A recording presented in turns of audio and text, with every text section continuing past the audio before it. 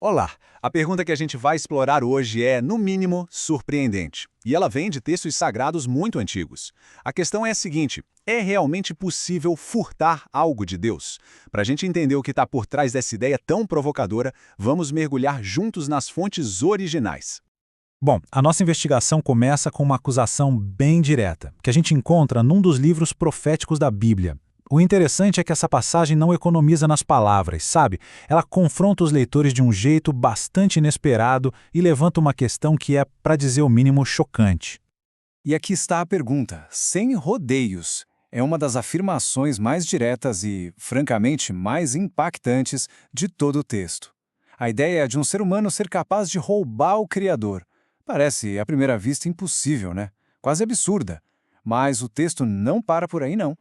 E a resposta que o próprio texto dá é surpreendente. Ele cria um diálogo onde as pessoas perguntam: Ué, em que te roubamos? E a resposta vem na lata: nos dízimos e nas ofertas. Ou seja, a acusação não está falando de um roubo material comum, mas da retenção de algo que era considerado devido. A questão é bem clara e específica. A palavra-chave aqui é roubar. Mas o que isso realmente significa? O curioso é que a nossa lei, hoje em dia, faz uma distinção muito clara entre furto e roubo. Para a gente entender a verdadeira gravidade da acusação lá no texto antigo, vale a pena dar uma olhada primeiro em como o nosso Código Penal define esses dois atos. Olha, a diferença aqui é fundamental. O furto é pegar algo sem ter um confronto. Já o roubo, como a gente vê, envolve um elemento crucial: violência ou grave ameaça.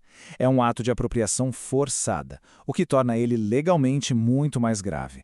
E isso nos leva a uma pergunta importante: de qual desses conceitos a acusação de Malaquias está mais próxima?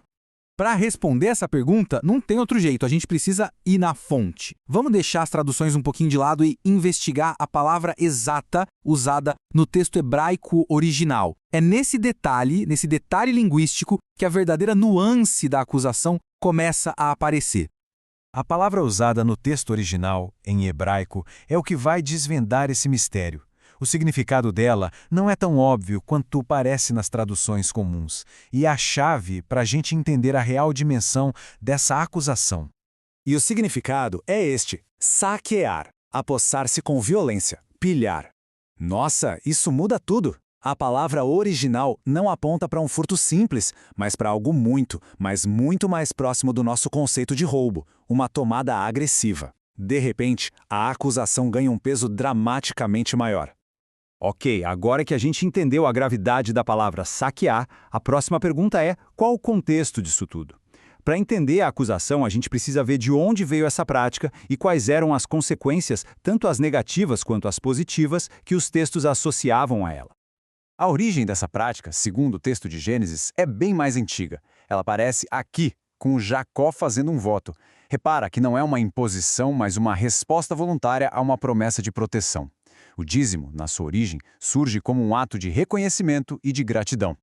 Voltando lá para Malaquias, o texto descreve uma consequência coletiva e bem severa para esse saque. Ele se dirige à nação e diz: com maldição sois amaldiçoados, porque a mim me roubais. Isso é apresentado como uma quebra de confiança que acaba afetando a comunidade inteira. Mas, em contraste direto com a maldição, o texto apresenta uma promessa extraordinária. É um convite para provar ou testar a fidelidade divina com a promessa de abrir as janelas do céu e derramar uma bênção sem medida. Fica bem clara essa dualidade, uma consequência grave por reter e uma promessa imensa por entregar. Com tudo isso em mente, nossa análise chega a um ponto final, e bem mais profundo. A gente viu a acusação, a consequência e a promessa. Mas a questão parece ir além da simples obrigação. Qual seria, então, a verdadeira motivação por trás do ato de dar, segundo a perspectiva mais ampla desses textos? Quando a gente avança para o Novo Testamento, a perspectiva sobre o dar é completamente ressignificada.